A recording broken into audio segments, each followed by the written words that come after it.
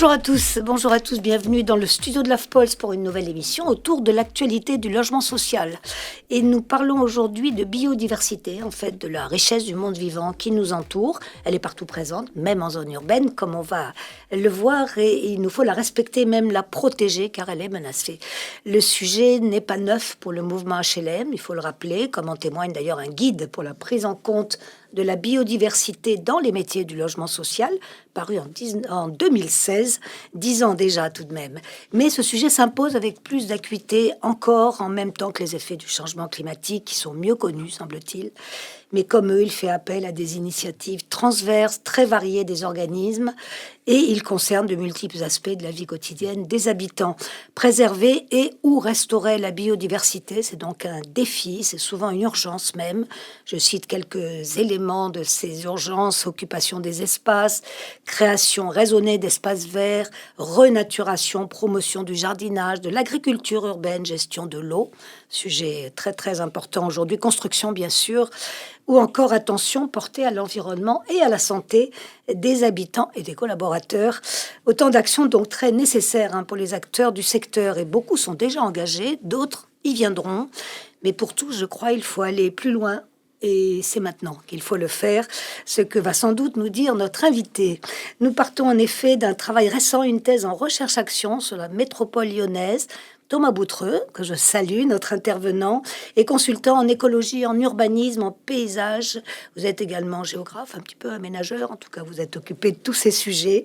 Le titre de votre thèse, l'habitat collectif des communs, on reprendra le terme, pour cohabiter avec la biodiversité. Vous soulignez donc le rôle clé, le rôle de levier même pour la transformation écologique et même des sociétés, des espaces verts dans l'habitat collectif. On verra pourquoi vous privilégiez l'habitat collectif. Et puis notre discutante pour ce débat, Raphaëlle Darmancourt, aujourd'hui, bien connue, je crois, du mouvement HLM. Elle est directrice adjointe en charge du pôle politique territoriale et urbaine à l'Union sociale pour l'habitat. Elle a piloté d'autres publications de l'Union 1 dont elle nous parlera peut-être, très récente: optimiser l'usage du foncier HLM, importance du foncier à l'heure de la zéro artificialisation nette.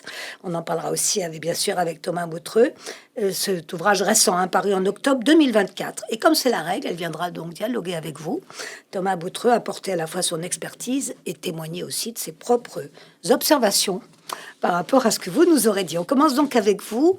Les enjeux, peut-être qu'il n'est pas inutile de rappeler les enjeux majeurs, les plus importants du recul de la biodiversité, car je crois que sur le recul de la biodiversité, il n'y a plus débat.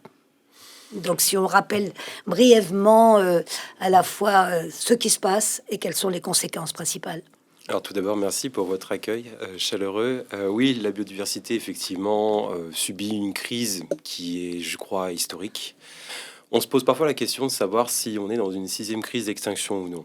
Les chercheurs ont vraiment publié des gros articles en se posant cette question-là. Et en fait, on se rend compte que certes, on n'est pas encore dans une 6e crise d'extinction, puisque ça supposerait qu'il y ait 3/4 des espèces de la planète qui soient éteintes. Mais quand on regarde les dynamiques des populations à l'échelle de la planète, on se rend compte qu'en fait, on est vraiment dans cette voie et dans cette direction. Et ce n'est qu'une question de temps. Je crois que moi, ce qui m'a peut-être le plus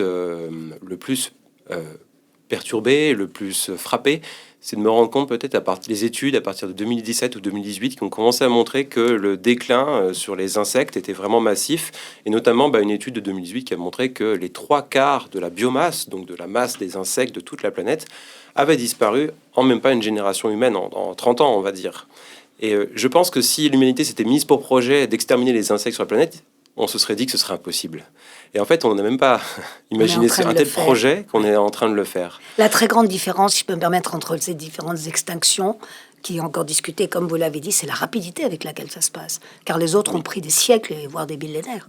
Bien sûr, il y a des espèces qui disparaissent tous les jours, avec ou sans la présence de l'homme, mais la rapidité, en fait, c'est qu'actuellement, on estime que le taux de disparition d'espèces serait à peu près 1000 fois plus élevé que le taux de disparition, on va dire, normal.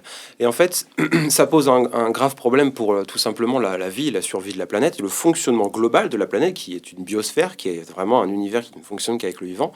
On a défini, je pense que vous le savez bien, des limites planétaires, c'est-à-dire trouver des indicateurs de la santé de la planète et savoir quels indicateurs étaient actuellement dans le rouge sur la santé de la planète. Et en fait, sur ces 9 indicateurs, Le tout premier que l'on aurait dépassé, ce serait celui de la crise de la biodiversité, qui contribue énormément au recyclage de la matière, à la production de biomasse, enfin bref, tout un tas de services de régulation et d'approvisionnement desquels on dépend. J'ai parlé rapidement des effets du changement climatique. Vous confirmez que la biodiversité est peut-être moins présente dans le débat, mais tout aussi grave.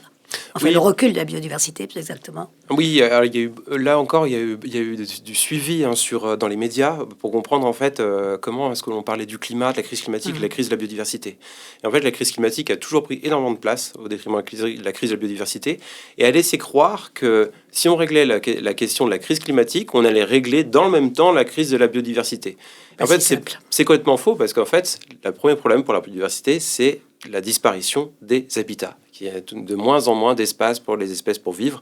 Et l'urbanisation a un grand rôle à jouer dans cette crise. Merci pour ce rappel des faits.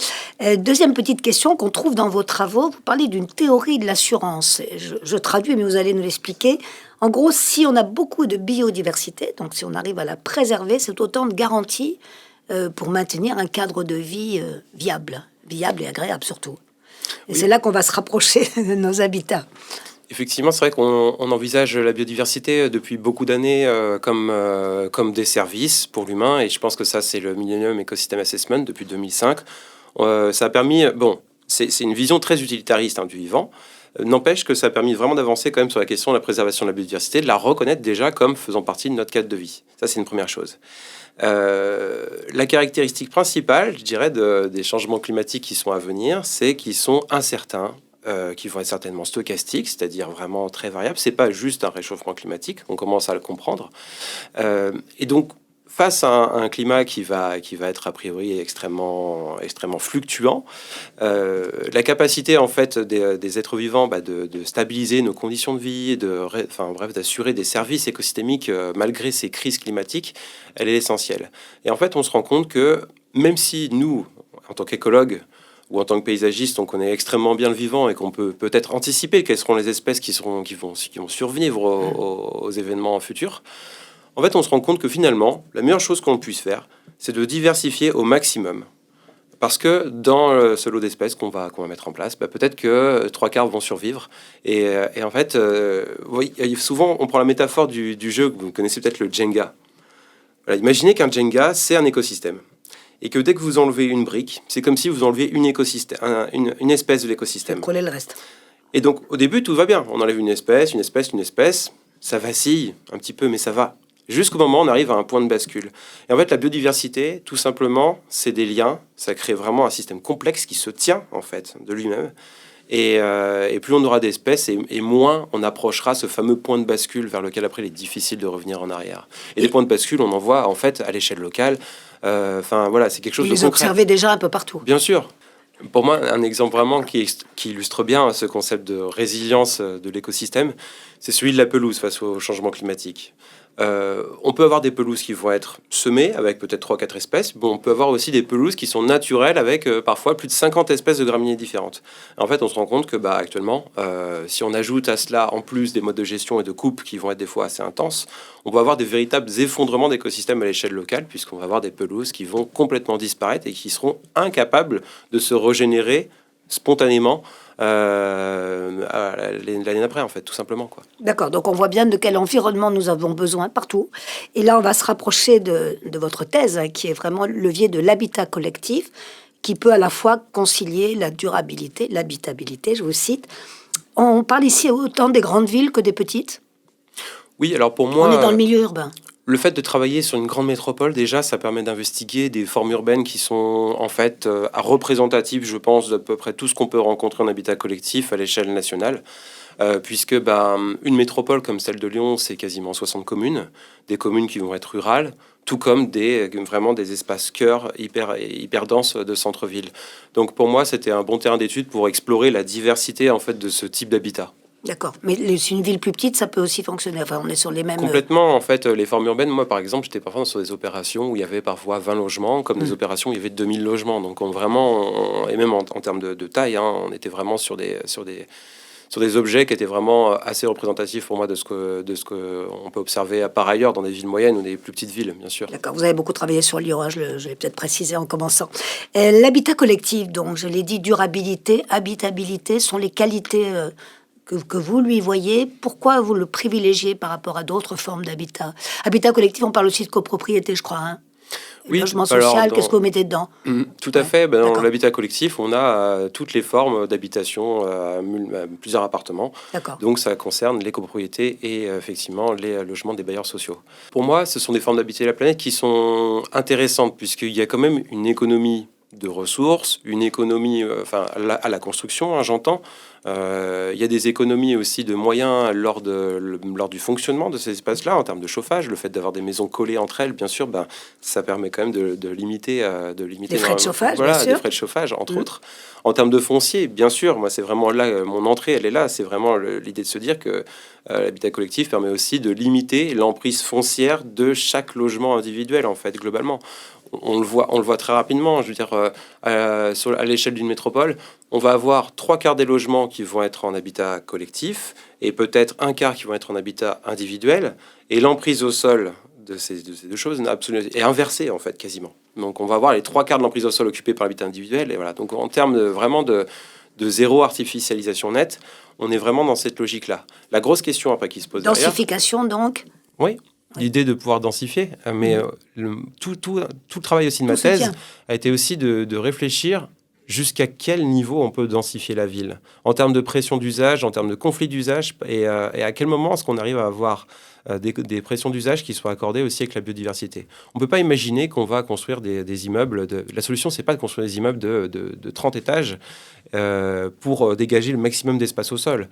Si on a trop de pression d'usage sur nos espaces verts, dans tous les cas, ils vont pas être durables, ils vont pas survivre dans le temps. Donc ça, c'est vraiment quelque chose de très important d'arriver à comprendre que moi, par exemple, un de mes résultats, c'était de montrer que pour un logement qu'on va créer, il nous faut, si vous créez par exemple un logement de 100 mètres carrés, il faut que par logement de 100 mètres carrés, que vous ayez 50 mètres carrés d'espace vert. Donc il y a vraiment une règle de proportionnalité entre l'urbain... C'est beaucoup, on peut vous dire, non ?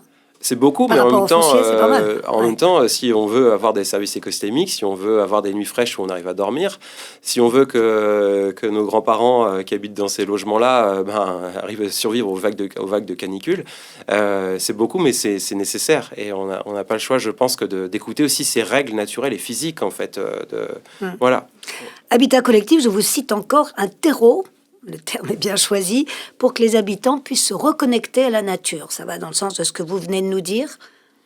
Oui, alors, un autre aspect. C'est pas forcément l'idée qu'on a d'un grand ensemble. Un autre aspect, en fait, de la grande crise que l'on vit actuellement, c'est que la planète s'urbanise. Mais il n'y a pas que la surface du monde qui s'urbanise, il y a aussi nos imaginaires, nos représentations du monde. Et à l'horizon 2050, on aura les 3/4 de la population qui va être urbaine. Et ça a des changements majeurs d'un point de vue culturel. Il y a ce qu'on appelle une amnésie environnementale. C'est-à-dire que beaucoup de personnes, en fait, ne savent plus ce que c'est qu'un écosystème en bonne santé, un écosystème naturel, puisqu'en fait, si on grandit dans des environnements qui sont dégradés d'un point de vue écologique, on perd cette notion de référence. Et en fait, en perdant cette notion de référence, on n'arrive plus en fait à conserver des écosystèmes de bonne qualité. Donc, ils se dégradent de plus en plus, on les défend de moins en moins, et on rentre en fait dans un cercle vicieux dans lequel, en fait, on va continuer à dégrader, à moins connaître la nature, et à continuer à la dégrader, etc., etc. Et c'est vraiment cet aspect-là culturel de la biodiversité sur lequel on a souhaité aussi travailler, et on se rend compte en fait actuellement. On doit recréer en fait une culture commune autour du vivant et pouvoir se réapproprier des espaces vivants. Donc ça passe aussi par l'éducation populaire, l'éducation à l'environnement. Moi, je suis aussi issu du monde de l'éducation à l'environnement. Et donc pouvoir combiner à la fois l'éducation à l'environnement avec une culture commune du vivant et montrer qu'en fait on a chacun d'entre nous des connaissances que l'on peut partager de manière horizontale sur ce que c'est que la vie et ce que c'est qu'un jardin. Pour moi, ça me semble en tout cas une manière de se réenraciner qui soit réellement concrète. Le philosophe Baptiste Morisot disait que finalement, on a besoin, à titre personnel, de trouver un lieu à aimer pour après le défendre collectivement. Et je pense que c'est dans cette philosophie-là aussi que je m'inscris. Oui, Baptiste Morisot, dont on connaît bien des travaux importants sur ces sujets-là, mais vous-même, vous dites joliment aussi qu'accepter le paysage a une valeur. On ne le sait pas toujours. Oui, le paysage, effectivement, c'est pas toujours quelque chose que... Parfois on Et pas habite... forcément cher, j'ajoute. Pas coûteuse. Parfois, malheureusement, j'ai l'impression que dans nos dynamiques résidentielles, la métropolisation en fait a une tendance à effectivement nous emmener vers ces grandes villes, et on se retrouve malheureusement un peu malmené entre l'appétit de certains promoteurs qui font qu'on doit déménager.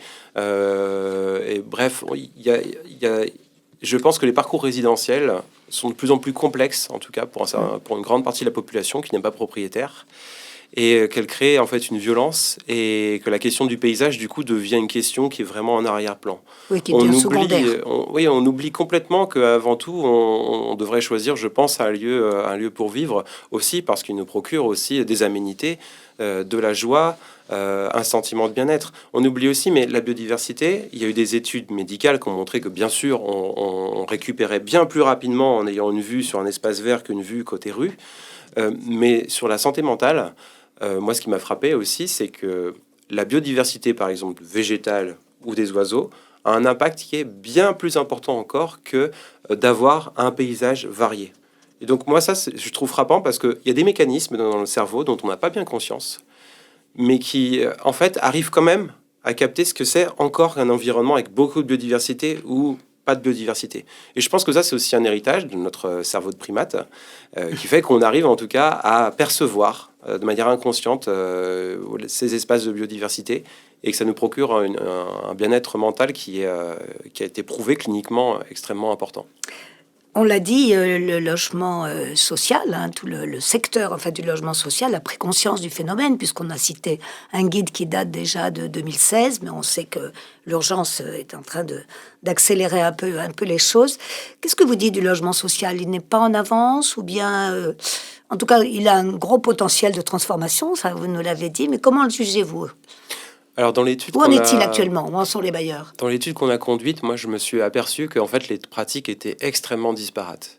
D'accord. Le niveau de biodiversité et aussi les pratiques des paysagistes sont vraiment très disparates. Globalement, il y a quand même une tendance à ce que les sites des bailleurs sociaux sont globalement assez vieillissants, parce que les pratiques de gestion ont pendant très longtemps été orientées à conserver les choses telles qu'elles étaient, avec un certain fixisme, sauf que la vie, elle se fiche un peu du fixisme, elle continue son petit bout de chemin, et donc on arrivait quand même avec beaucoup de plantations qui étaient vieillissantes, d'espaces herbacés qui étaient fatigués de l'entretien, de cet entretien, et donc actuellement, moi ce que je trouve, c'est qu'il y a quand même, pour beaucoup de bailleurs, une grande vulnérabilité à la fois des zones herbacées, mais aussi du patrimoine arboré. Et cette vulnérabilité, elle est liée à un âge, à des pratiques d'entretien, face là encore au changement climatique. Et c'est vrai que c'est un message que commence maintenant à entendre les bailleurs, qu'il va falloir renouveler absolument les pratiques de gestion, et aussi... Peut-être les gens avec qui ils travaillent aussi, non? Vous avez parlé des paysagistes, vous en faites partie, mais pas forcément. Est-ce qu'ils sont bien accompagnés, les bailleurs?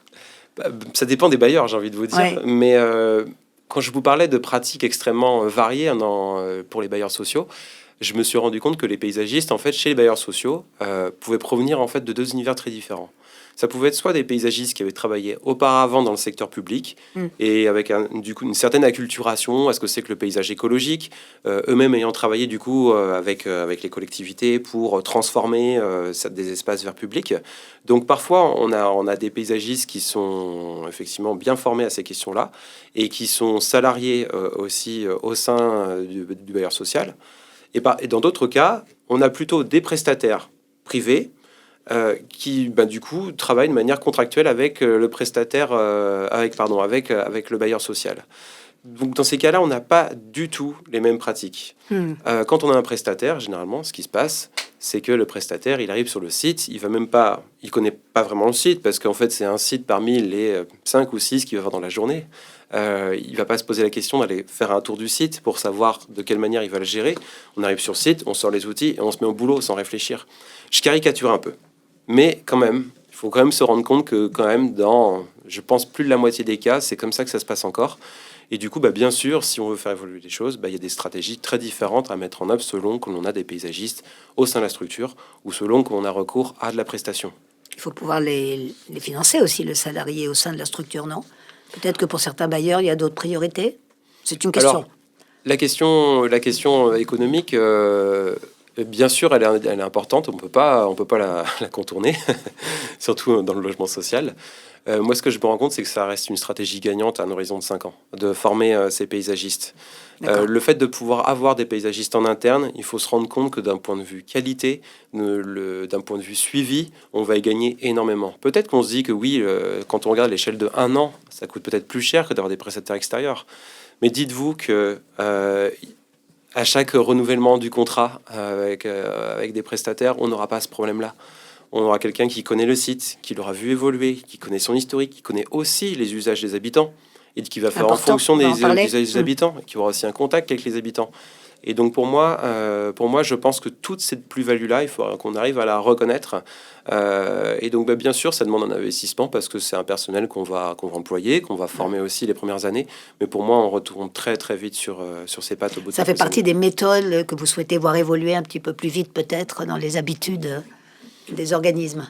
Oui, bah alors moi, Là, c'est vrai que oui. j'accompagne beaucoup de paysagistes justement en pratique écologique et c'est une partie de mon métier, c'est ça actuellement, c'est de le faire dans le privé, chez les bailleurs sociaux, en fait tout type de paysagistes, j'ai envie de dire. Donc de les accompagner vraiment sur des sujets concrets, on y va de manière très concrète. Et dans le même temps, je pense que quand on travaille avec des prestataires, c'est pas forcément une mauvaise chose en soi. Par contre, il faut savoir vraiment bien les recruter. Et donc du coup, rédiger un bon appel d'offres et mettre en place les bons critères aussi et discuter avec le bailleur de vraiment à quel point est-ce qu'ils sont prêts à tenir compte de la valeur écologique dans l'évaluation de l'appel d'offres. Pour moi, c'est des détails qui sont extrêmement importants parce que j'ai vu beaucoup aussi de bailleurs sociaux qui échouaient à recruter la bonne équipe de paysagistes. Ils avaient beaucoup d'attentes sur la partie écologique. Par contre, ils mettaient pas ces attentes au bon niveau lors de l'évaluation des réponses aux appels d'offres. Et donc, travailler là-dessus, c'est indispensable aussi. Indispensable, plus que nécessaire. Oui. Merci Thomas Boutron. Encore une question avant de faire appel à Raphaël Darmancourt. Bien sûr, un sujet dont je suis sûre qu'elle vous reparlera aussi, le foncier. On l'a évoqué rapidement. On ne peut pas ne pas savoir on peut pas ignorer que les tensions sur des usages du foncier sont croissantes. Il y a besoin, on doit lutter contre l'étalement urbain, ça on le sait. On peut parler aussi de la zéro artificialisation nette des sols. Il faut optimiser le foncier, surtout en ville. Il faut travailler sur l'existant. Il faut développer une nouvelle offre. Enfin, on travaille beaucoup là-dessus du côté des organismes. Favoriser aussi la mixité, bien sûr, sociale, fonctionnelle. On n'y arrive pas toujours. Donc, que répondez-vous à ceux qui vous disent tout cela est bien joli, mais on a la pression du foncier. Comment restaurer en fait la densification de l'existant dont vous avez parlé et la renaturation que vous souhaitez pour entourer les HLM? Pour moi, la réponse, c'est une question qu'on doit vous poser quand même. Oui, pour moi, la question. On viendra après sur Lyon, que vous avez mis en avant. En ayant abordé cette question de l'habitat collectif de manière assez intégrée, de la morphologie jusqu'à vraiment aux soins des espaces et des sols, pour moi, la réponse est assez simple. Il y a des limites qu'on ne peut pas dépasser en termes de densité. Et une densité qualitative, c'est se référer à des nouveaux indicateurs qu'on n'utilisait pas avant. Moi, j'ai travaillé beaucoup sur un indicateur qu'on appelle l'Open Space Ratio. Et pour moi, du coup, une des découvertes majeures que j'ai publiées dans le journal Nature, c'était de montrer à quel point cet Open Space Ratio, il est indispensable pour une bonne cohabitation de l'humain avec des services écosystémiques. Ça, c'est la première chose, c'est déjà avoir une morphologie urbaine qui est compatible. Donc, dans certains cas, la question de la densification ne se pose même pas parce qu'en fait, on est déjà au-delà de ce que, entre guillemets, l'écosystème pourrait supporter en termes de pression d'usage. Ensuite, il y a un travail pour moi qui est monstrueux à avoir et sur la gestion de ces espaces verts existants. En fait, avant même de penser à des plantations massives, rien que de changer les pratiques de gestion, c'est déjà extrêmement important. Je sais que le fonctionnement est toujours le parent pauvre de l'investissement dans nos stratégies économiques et que c'est peut-être aussi là-dessus qu'il faut se re-questionner. C'est à quel point en fait la question du soin, du care, elle est importante en fait dans le fonctionnement de notre planète et qu'on l'a peut-être oublié. Et donc, il faut absolument qu'on commence dès aujourd'hui, sans même penser à des grands plans d'investissement, de plantation, phénoménaux, etc., mais à prendre vraiment les choses par étapes et depuis la base, et de commencer déjà par faire des belles concertations avec les habitants pour qu'ils puissent se réapproprier les lieux et pour qu'on puisse tout simplement relibérer un peu quelque part de vie un peu plus sauvage, spontanée, mais qui continue bien sûr à être maîtrisée et en accord avec aussi les attentes des gens qui y habitent. Les habitants, justement, tourne autour, là, c'est d'eux qu'on parle depuis le début. Il y a une démarche participative qui est indispensable. C'est le sens du travail que vous avez fait à Lyon. Vous avez mené votre thèse de recherche-action sur la métropole de Lyon. Donc, comment engager les habitants sans les bloquer non plus? Parce qu'on sait qu'il y a certaines expériences de jardin au pied des immeubles qui n'ont pas toujours fonctionné, parce que quelque part, on empiète le lieu sur lequel ils ont l'habitude de venir. Donc, comment bien parler d'écologie avec les habitants? Vous y avez réfléchi aussi, j'imagine? Oui, énormément, parce que moi, le sentiment de désappropriation, il m'inquiète beaucoup. Oui. Le fait qu'on ait le sentiment dans des grandes villes ou des villes moyennes d'avoir notre cadre de vie qui nous échappe par rapport à des logiques spéculatives, des logiques foncières, etc. Donc pour moi, déjà, tenir compte déjà de ce sentiment de désappropriation et de pouvoir l'exprimer, il est extrêmement important. En travaillant avec des bailleurs sociaux, je me suis rendu compte aussi à quel point il faut qu'on ait de la flexibilité dans nos concertations et qu'on soit vraiment dans une logique de participation qui soit complète et intégrale. Si on parle des espaces verts, c'est pour parler du cadre de vie. Et si on parle du cadre de vie, c'est aussi parler de sujets comme régir les usages, parler de l'insécurité. J'ai vu beaucoup de fois, de trop nombreuses fois, des bailleurs sociaux qui voulaient s'engager sur des participations habitantes en parlant des espaces verts et qui se retrouvent en fait submergés de tout un tas d'autres demandes. En fait, il faut les accepter et il faut vraiment avoir une vision de la participation qui soit intégrale, je pense, pour les bailleurs sociaux. Et donc ça, je pense aussi que c'est une nouvelle transformation aussi de la manière dont les bailleurs sociaux ont un lien avec leurs résidents. Et donc ces deux transformations doivent les mener vraiment en parallèle entre la transformation écologique et en même temps ce niveau de participation qui soit élevé. Et il faut accepter que les habitants ont parfois autre chose à exprimer que de savoir de quelle couleur vont être les fleurs qui vont être plantées en bas de chez eux.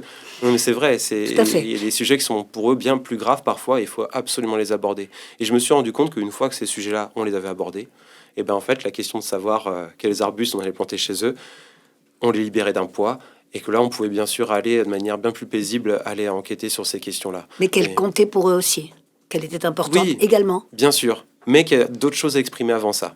Et que cette fonction, en fait, là, il faut absolument pouvoir avoir des espaces d'expression pour pouvoir déjà traiter cette question-là. On ne pourra pas avancer sinon sur la transformation de ce cadre de vie. On va laisser Raphaël Darmancourt prolonger peut-être ma question autour des habitants. Elle connaît bien cette question. Revenons très rapidement et en conclusion sur ce travail que vous avez fait à Lyon. En fait, vous venez d'en donner les éléments principaux. Quelle conclusion en tirez-vous? C'est un travail qui permet d'avancer plus vite, ou que vous souhaiteriez que d'autres expériences soient faites? Qu'est-ce qui s'est passé exactement à Lyon? Rapidement, en fait, mais qu'on en ait une idée. Très rapidement, en fait. Grande métropole, quand même. On a fait un inventaire, on a essayé de comprendre, tout simplement, quel était le niveau de biodiversité en habitat collectif. Donc, on a fait des inventaires de la biodiversité du sol au plafond. On a récupéré l'ADN des sols, on a été récupérer énormément d'insectes, les oiseaux, les plantes, les insectes pollinisateurs. En fait, on a fait tout ce qu'on pouvait, je pense, actuellement, en termes de biodiversité. Et à côté de ça, on a essayé de donner une biodiversité avec les aménagements, la morphologie urbaine, comment étaient gérés les sites. En fait, on a voulu avoir le jeu de données le plus complet possible sur la biodiversité et sur l'aménagement urbain. Mettre tout ça dans un gros modèle statistique pour répondre à une question, c'est qu'est-ce qui fait qu'on a de la biodiversité ou pas en habitat collectif? Et donc aujourd'hui, lorsque l'on va sur un site en habitat collectif, quels sont les leviers stratégiques les plus importants pour libérer cette biodiversité? Et en fait, cette étude-là nous a vraiment permis de comprendre que en habitat collectif, la structure de la végétation, ses modes de gestion sont déjà des leviers extrêmement importants et que surtout, on a des niveaux de biodiversité qui sont très disparates en habitat collectif et que parfois, on peut atteindre vraiment des sommets. Et l'habitat collectif est vraiment important pour ça en termes de biodiversité, c'est qu'il se situe souvent un peu en marge des villes, donc à l'écart à la fois de l'hypercentre, qui est d'un point de vue écologique un peu vide, et aussi un peu à l'écart des campagnes qui pas non souvent plus dans la campagne, en agriculture en intensif, qui sont souvent assez pauvres aussi d'un point de vue écologique. Donc il y a vraiment un potentiel qui est énorme dans ces lieux-là, donc ça en fait pour moi des espaces de transformation qui sont majeurs, et malheureusement ce potentiel de biodiversité, pour le moment, il n'est pas suffisamment exprimé. Il est même plutôt en fait assez contraint en fait. Donc en fait on a peu de choses à faire pour libérer ce levier. Et tout mon travail, c'est d'accompagner ces organismes-là pour libérer ce potentiel-là. Vous nous avez parlé de l'urgence de la destruction de la biodiversité. Êtes-vous optimiste, Thomas Boutreux, en conclusion, sur ce qui peut se passer? On reste dans le milieu du secteur du logement social. On va bien voir ce qui s'y passe. Il y a d'autres expériences qui vont être conduites dans d'autres grandes villes. Paris, Strasbourg, je crois. Oui, alors moi, Est-ce que vous restez optimiste sur ce qui se passe là, moi, sur ce qui est devant vous? moi, je suis extrêmement optimiste. Je suis écologue. Je pense que si j'étais pessimiste, je serais plus écologue. Et en fait, quand je vois le nombre de personnes avec lesquelles on peut travailler aujourd'hui, qui entendent ces questions-là, qui les comprennent et qui sont prêtes aussi à nous faire confiance et à aussi, je pense, à renverser complètement leur manière de pratiquer, à se remettre en question. Et à coopérer ensemble, moi, ça me donne énormément de joie et de motivation. Et effectivement, ce projet de recherche-action, son objectif, il est pas de rester effectivement juste un rapport, c'est vraiment de le mettre en pratique. Il y a action dedans. Bien sûr, et l'action, c'était l'expérimentation, et ça a été aussi d'imaginer comment l'innovation sociale pouvait accompagner et faire monter en masse ce mouvement de transformation de l'habitat collectif. Donc ça a commencé à Lyon par une politique et plusieurs millions d'euros sur la table pour à la fois financer des écologues, financer des gens qui font de la concertation pour en fait replanter partout et gérer différemment. Et en fait, je pense que je pense ce que je retiens, mais en tout cas, ce projet de recherche-action, c'est qu'il a amené des transformations vraiment concrètes à l'échelle de la métropole de Lyon, mais que ça a inspiré aussi l'Eurométropole de Strasbourg et aussi à Paris, tout un programme aussi d'accompagnement qui s'appelle CoProasis de la ville de Paris pour transformer ces espaces-là. Donc, on voit que l'idée était vraiment de faire un démonstrateur, une expérimentation, et que en fait ça puisse être repris et réapproprié sur d'autres territoires. Et voilà, pour moi, l'idée fait son chemin. Tout à fait. Vous en êtes content. On n'a pas cité le mot de commun, qui est très beau pourtant, qui est dans votre titre, des communs pour cohabiter avec la biodiversité. C'est vraiment pour regrouper tout le monde. Ce terme-là, il est important pour moi parce que on a tendance à oublier ce que c'est que la biodiversité. C'est un bien commun.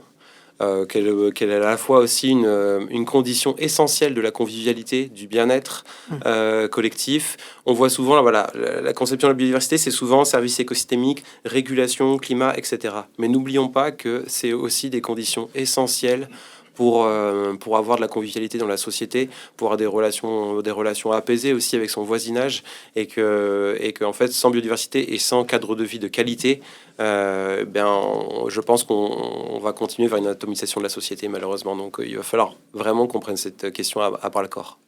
L'habitat collectif des communs pour cohabiter avec la biodiversité, le titre de la thèse de Thomas Boutreux que nous recevions, notre intervenant aujourd'hui sur le foncier HLM biodiversité, une cohabitation en acte, c'était notre titre à nous pour cette émission. Et je cède ma place à Raphaël Darmancourt qui vous a écouté avec attention, présente dans le studio et qui va ajouter quelques questions aux miennes et quelques commentaires sûrement.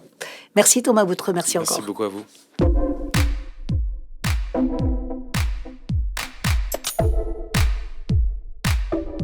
C'est donc la deuxième partie de notre émission sur le foncier HLM, la biodiversité. Thomas Boutreux, auteur de cette thèse sur l'habitat collectif, est en compagnie de Raphaël Darmancourt qui vient de le rejoindre, directrice adjointe en charge du pôle politique territoriale et urbaine à l'Union sociale pour l'habitat. Raphaël Darmancourt, à vous. Merci Dominique, et puis rebonjour Thomas, ravi d'être ici et merci à l'AFPOLS pour son invitation. Alors, le sujet de la biodiversité, c'est un sujet sur lequel les bailleurs se sont quand même assez mobilisés ces dernières années. D'ailleurs, dans vos travaux, vous expliquiez tout à l'heure que certains d'entre eux ont fait partie de vos terrains de recherche. Ce serait intéressant qu'on rentre d'ailleurs un tout petit peu plus dans le détail. Avant de vous demander de le faire, je voulais simplement préciser que côté Union sociale pour l'habitat, c'est un sujet qu'on a pris très sérieusement. C'est un de mes collègues, Paul Sarraïs, qui est pilote sur ces questions et qui a, dans le cadre d'un plan d'action, élaboré un certain nombre de documents pour outiller les organismes HLM.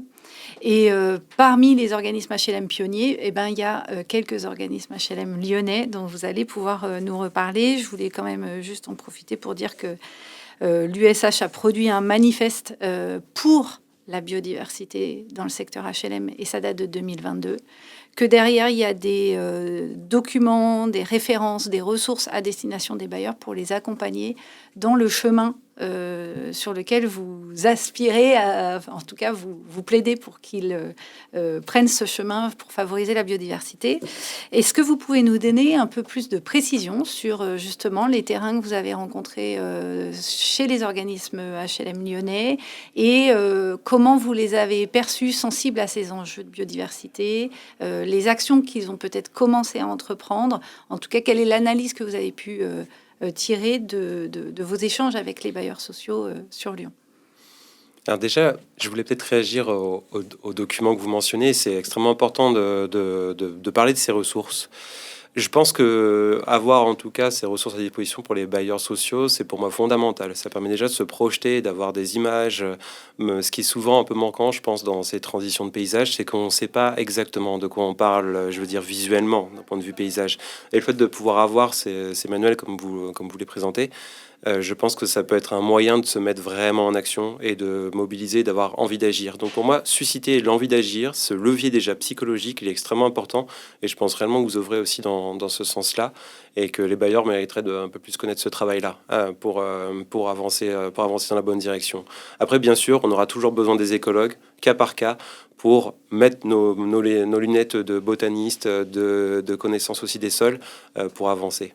Voilà, je voulais juste déjà faire un peu un retour sur ces documentations qui me semblent vraiment pertinentes et malheureusement qui n'est pas assez connue. Alors, mon retour après d'expérience dans la région lyonnaise, donc déjà, moi, on va dire, j'ai travaillé avec deux bailleurs durant cette thèse. Par la suite, j'ai aussi collaboré avec d'autres bailleurs aussi de cette même région, toujours pour des questions d'accompagnement en termes de stratégie, de comment est-ce qu'on met ce mouvement en marche. En ce qui concerne les deux bailleurs lyonnais sur lesquels j'ai pu vraiment enquêter et faire des mesures de biodiversité, c'est vrai que, comme je disais, moi j'ai vraiment observé des niveaux qui étaient extrêmement variables de biodiversité. Et là encore, le changement, il provenait souvent de personnes, de personnalités, j'ai envie de dire. Et ne pas oublier que du coup, le changement de pratique, c'est avant tout parce que on va avoir quelqu'un qui a l'envie d'agir et qui aura aussi le pouvoir d'agir. Donc c'est toujours la double combinaison de, à la fois, on a les compétences de mener, d'être leader, de pouvoir emmener une équipe vers ce changement-là. On a aussi, je pense, les bonnes références stratégiques. Et on est aussi au bon niveau hiérarchique pour pouvoir les développer. Et donc moi, c'est quelque chose que j'ai toujours observé. Donc le changement de pratique, n'oublions pas qu'avant tout, si on n'a pas du tout le personnel disponible en interne, ça peut être là aussi un des freins au changement. Donc c'est extrêmement important, je pense, aujourd'hui pour les bailleurs, de réfléchir dans, je pense, tout leur recrutement, dans tous les métiers possibles du logement social, de réfléchir comme on fait des appels d'offres dans lesquels on a toujours un pourcentage lié à l'environnement. Pourquoi ne pas intégrer aussi un pourcentage sur, je sais pas, soit une affinité, une compétence écologique, ou alors en tout cas intégrer des formations au paysage. Je pense que beaucoup de professionnels en tout cas sont assez éloignés de comprendre comment fonctionne un sol, de qu'est-ce que c'est que la biodiversité, et on pourrait très bien mettre en œuvre des formations transversales pour ces personnels-là. Moi, ça m'arrivait, je sais, de faire des conférences ou des sorties de terrain, et je sais que ça change vraiment la perception et la culture commune qu'on a autour du vivant, et que c'est beaucoup plus facile, une fois qu'on a posé ça, de mettre en œuvre une transformation à l'échelle de l'organisation. Donc voilà, une affaire de personnes, une affaire aussi de culture commune. C'est pour moi la première chose. Et puis après, bien sûr, la capacité et l'engagement du bailleur à intégrer ça dans des appels d'offres, dans l'évaluation des offres. C'est pour moi quelque chose d'indispensable. Et j'ai vu de trop nombreux bailleurs échouer entre d'un côté un engagement, une ambition dans les idées, mais qui n'a pas été transcrite en fait après dans les marchés qui ont été rédigés, et du coup un sentiment de déception totale de répéter les mêmes schémas que dans le passé, alors qu'il y avait pourtant une véritable volonté initiale. Donc voilà, ça c'est un peu, je dirais, les différentes pratiques que j'ai pu observer actuellement. Pourquoi dans certains cas on arrive à avancer sur ces questions-là, et pourquoi dans d'autres cas on est bloqué et on n'arrive pas à trouver de levier. Peut-être pour rebondir et reformuler un peu, ou en tout cas du point de vue de mon expérience dans le monde HLM, vous parlez de la formation des personnels. Moi, j'ai coutume de dire à ceux qui veulent bien l'entendre qu'il faudrait que toutes les personnes qui sont impliquées d'une manière ou d'une autre dans la fabrication de la ville devraient faire une formation d'initiation à la permaculture, parce qu'en fait, ça permet de porter un autre regard sur le vivant, justement. Ça prend pas beaucoup de temps. Après, de là à ce que tous les DG d'organismes offrent cette formation à leurs collaborateurs, je ne sais pas. En revanche, cette idée de dire qu'il faut former, outiller les organismes HLM, former l'AFPOL, c'est là pour ça. Donc, on espère bien un module sur ces questions s'il n'existe pas déjà. Pour ce qui concerne Outillé, là, nous, l'USH, on s'est pleinement investi là-dedans. Je voudrais qu'on reprécise un point parce que vous utilisez le terme de paysagiste.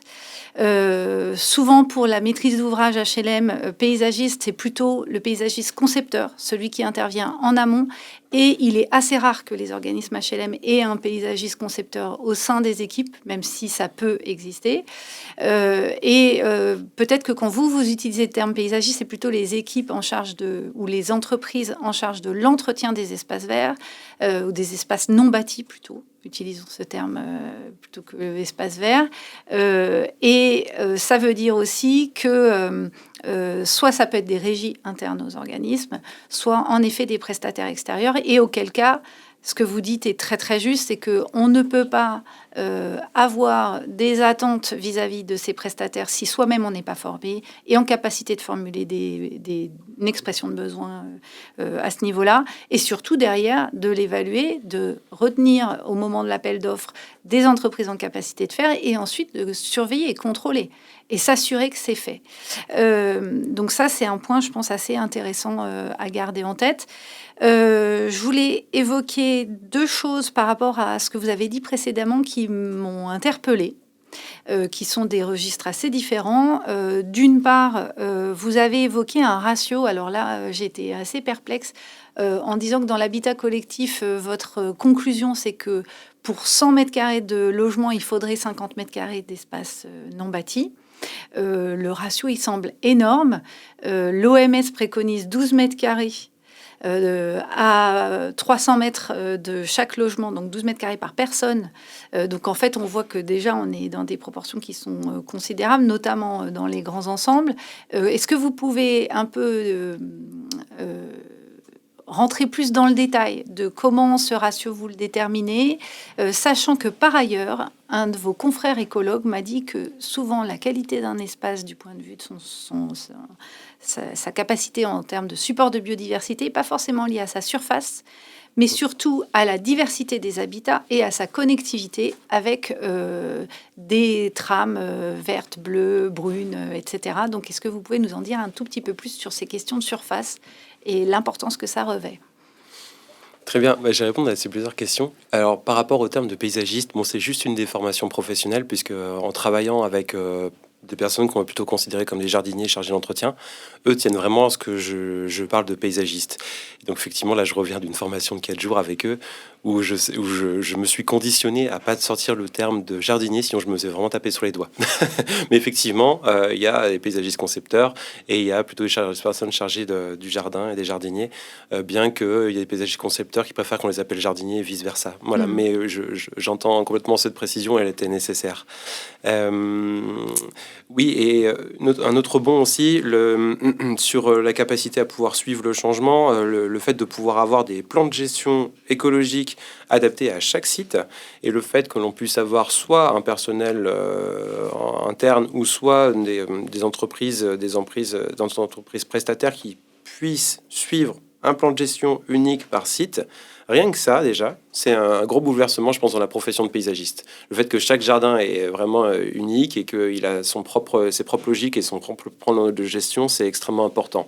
Voilà, donc ça, déjà, c'est pour moi déjà une première évolution, c'est d'avoir ces plans de gestion pour chaque site, etc. Voilà. Ensuite, donc sur la question de la morphologie urbaine, de la quantité, en fait, l'équilibrage qu'il pourrait y avoir entre des appartements et des espaces verts. Finalement, oui, vous avez rappelé le chiffre de l'OMS. En fait, finalement, les conclusions sur lesquelles moi j'aboutissais en termes de morphologie urbaine sont vraiment quasiment les mêmes que celles de l'OMS. Si par exemple, prenons une situation un peu standard, imaginons un appartement de 40 mètres carrés dans lequel il va y avoir peut-être 2-3 personnes. En fait, on arrive... Si on transcrit l'indicateur que moi j'ai, qui est un indicateur plutôt architectural, urbanistique, de forme, en fait on se rend compte qu'on arrive quasiment aux mêmes recommandations que celles de l'OMS. Ok. Si parce que vous êtes pas par très logement, mètre carré de logement, et l'OMS est par habitant. Par habitant, ouais. Okay. Mais si on prend une densité moyenne d'habitants par mètre carré de surface d'appartement, finalement, au bout du compte, on retombe à peu près sur les mêmes choses. Alors moi, comment est-ce que j'en suis arrivé à dire, voilà, il y a vraiment un seuil important à ne pas dépasser? C'est que tout simplement, j'ai pris tout le logement collectif de la métropole de Lyon, c'était 20 000 parcelles. J'en ai fait un énorme jeu de données. Et puis j'ai regardé en fonction de toutes les caractéristiques de morphologie urbaine, hauteur, densité, coefficient d'emprise au sol, etc. J'ai regardé quel était l'indicateur qui, en termes de morphologie urbaine, qui permettait de conserver un niveau de végétalisation élevé, relativement élevé. Et est-ce qu'il n'y avait pas un moment donné où cet indicateur il plongeait et qu'on aboutissait du coup plutôt à du sol nu ou plutôt à des espaces qui vont être plus artificialisés que végétalisés. Et donc vraiment c'est une observation, j'ai envie de dire presque aveugle de tout ce jeu de données et qui m'a fait juste ressortir que en fait il y a un moment donné si on a une densité de logements qui est de plancher, de surface plancher pour le coup, qui est trop élevé par rapport aux espaces extérieurs qui sont disponibles, et ben c'est à ce moment-là qu'on a plus d'artificialisation ou alors plus de sol nu. Et donc moi j'en ai déduit l'hypothèse qu'il y avait certainement des compétitions et des contraintes en termes d'usage, des conflits d'usage, et que en tout cas les données en tant que telles parlent d'elles-mêmes et qu'il faut en tout cas respecter en tout cas un ratio entre les deux.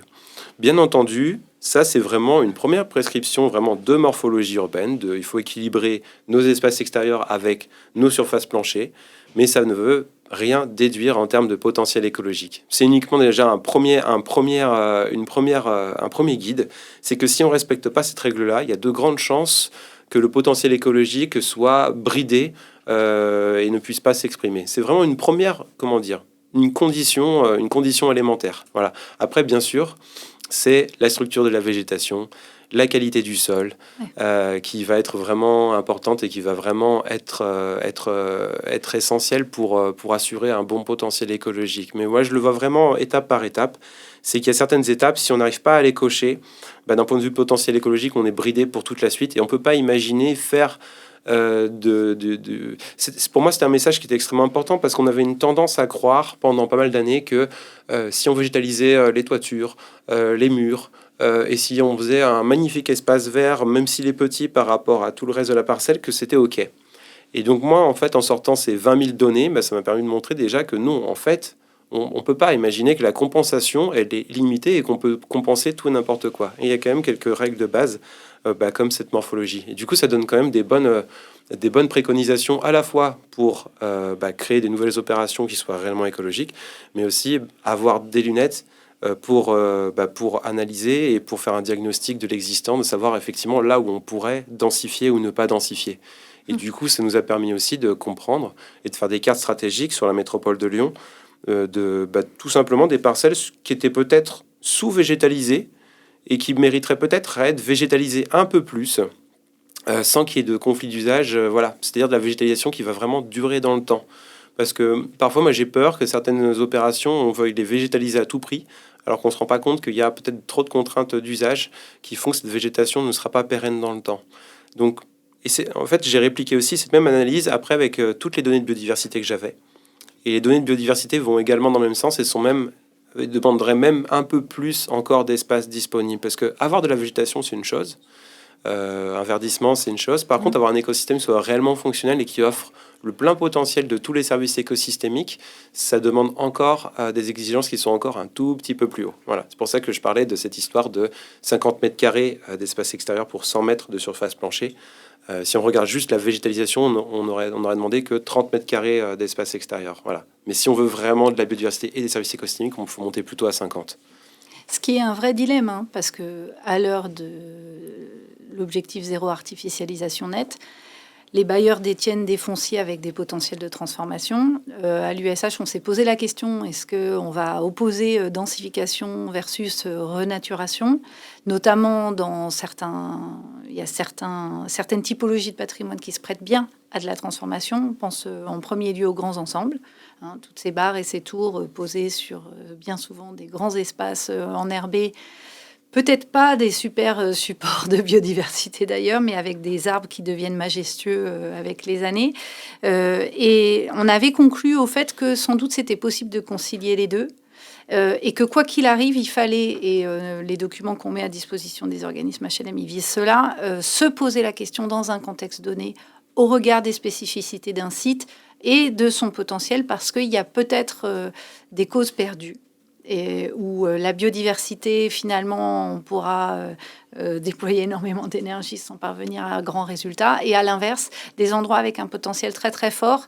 Et ce serait dommage de passer à côté simplement parce qu'on n'a pas ce critère-là dans le scope.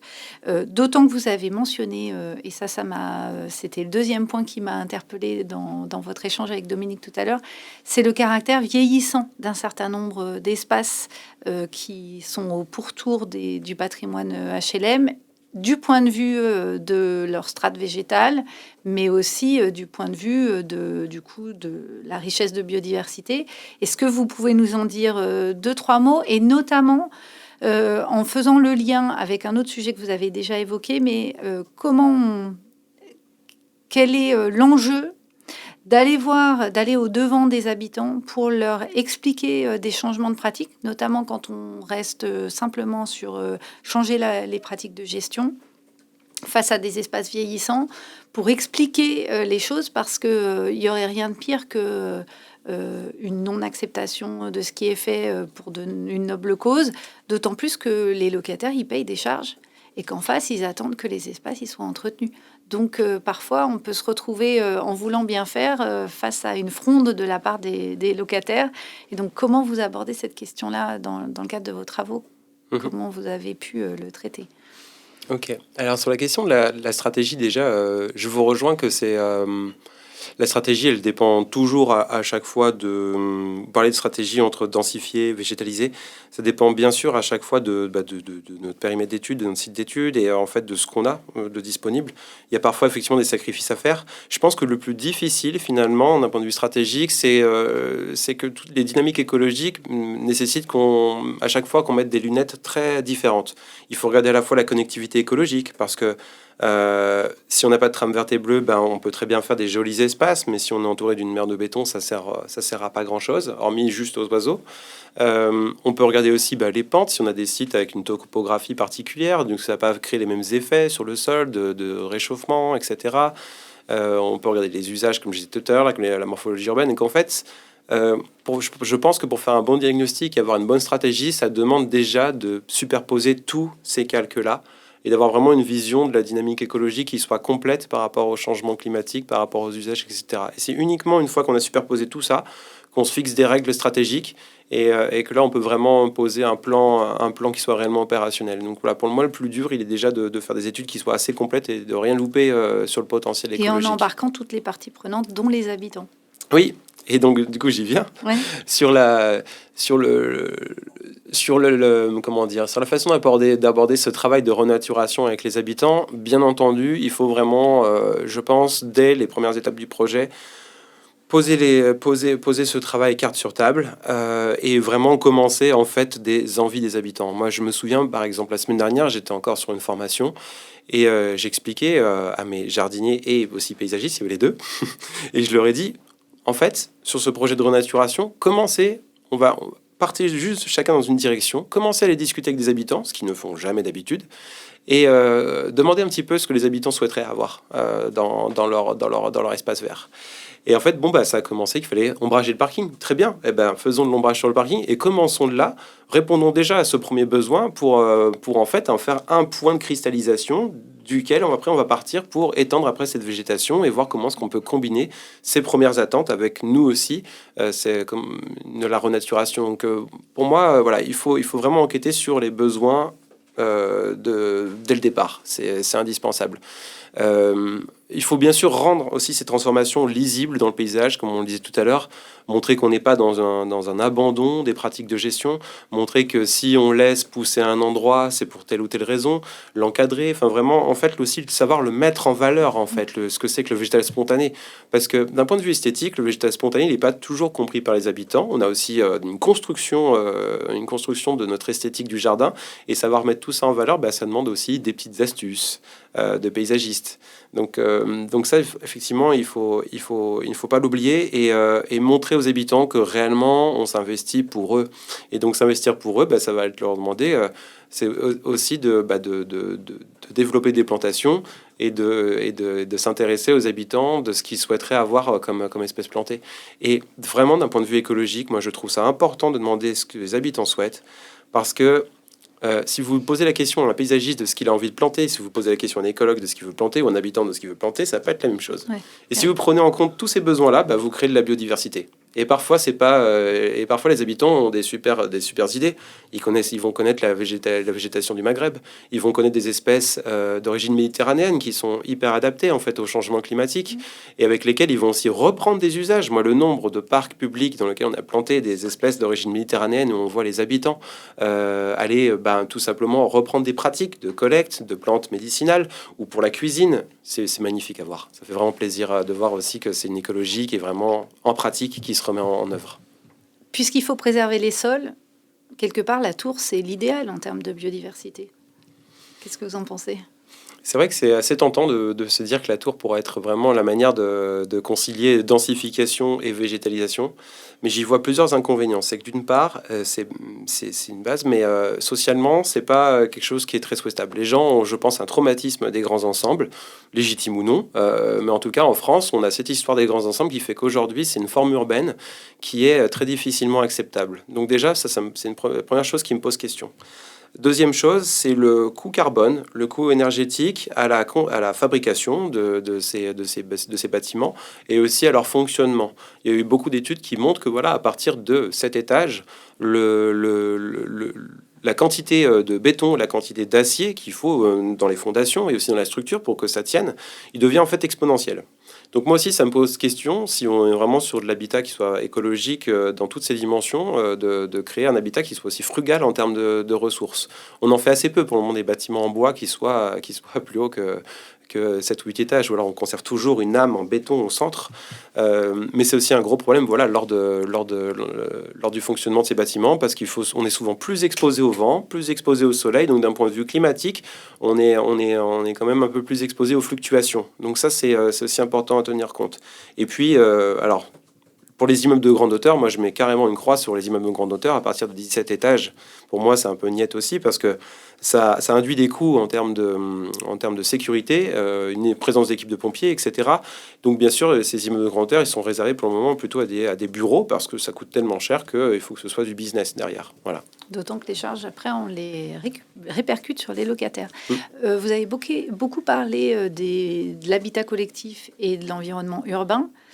Pour autant, sur la métropole de Lyon, vous l'avez dit tout à l'heure, il y a une diversité de communes et une diversité de contextes territoriaux. Qu'est-ce qu'on se dit sur la ruralité ou en tout cas la périurbanité ? Quel potentiel de biodiversité dans ces secteurs-là ? Pour moi, la question de la renaturation de l'habitat collectif en secteur, on va dire, plus rural, elle est cruciale. C'est pas un problème que pour les grandes villes. Le fait qu'à certaines périodes de l'année, on va avoir trop d'eau ou pas assez d'eau, c'est une caractéristique qui est commune à tous les territoires. Partout où on se situe en France, le risque, il est généralisé. Il va des plaines aux montagnes, de la Bretagne jusqu'à la Côte d'Azur. Donc la capacité déjà d'un sol à absorber de l'eau, à pouvoir le conserver et aussi à le restituer aux plantes, parce n'oublions pas que les plantes, c'est pas juste l'ombre qui fait de rafraîchissement, c'est l'évapotranspiration. On a besoin du coup que l'eau soit vraiment remobilisée depuis le sol pour les végétaux.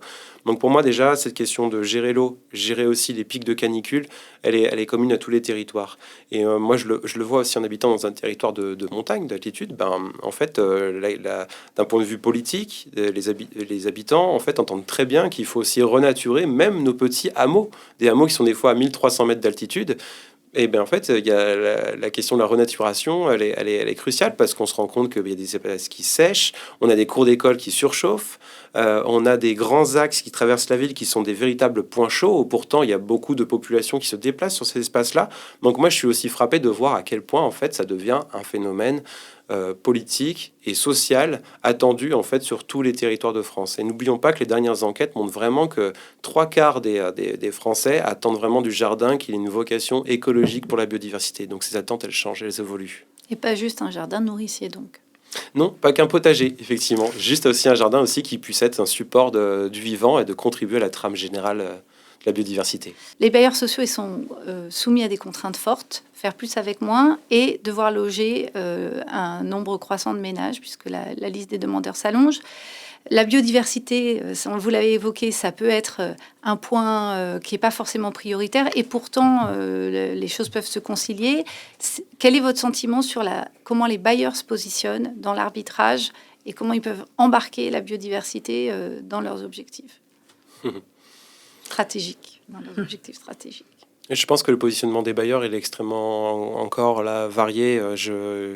Il y a certains bailleurs qui se sont vraiment constitués en entreprise à mission et qui du coup vraiment mettent la stratégie de long terme vraiment sur un piédestal et qui vraiment réfléchissent à se dire ok, on a des espaces qui sont un peu vulnérables aujourd'hui et il faut absolument mettre en place une stratégie. La plantation, on plante pas effectivement pour un horizon 5 ans, on plante surtout pour les générations futures. Donc pour moi, il y a un moment donné, c'est remettre la politique du moyen et du long terme au cœur du projet. Et ça, il y a quelques bailleurs qui effectivement intègrent cette philosophie-là et qui en fait se rendent compte aussi que investir un peu plus aujourd'hui, en tout cas plus régulièrement sur la question des espaces verts, ça va permettre aussi de limiter en fait des coûts extrêmement élevés dans le futur, des coûts d'investissement dans les plantations, mais aussi sur le confort thermique, etc. Enfin, les bénéfices sont tellement multiples qu'il faut vraiment dès aujourd'hui investir et puis faire aussi des projets qui économiquement sont à solde neutre au bout de 5 à 10 ans, c'est possible. Bien sûr, souvent les premières années, ça demandait peut-être un peu plus d'investissement, mais l'idée c'est de viser quand même l'horizon 5 ou 10 ans et de montrer qu'on peut être avec un budget constant à cet horizon-là. Bien, merci infiniment à tous les deux pour cet échange tout à fait fructueux. Merci Raphaël Darmancourt et Thomas Coutre d'être venus nous voir. C'était donc un nouvel épisode des Paroles Libres et nous nous donnons rendez-vous pour une très prochaine émission dès le mois prochain. Merci encore. Merci à vous.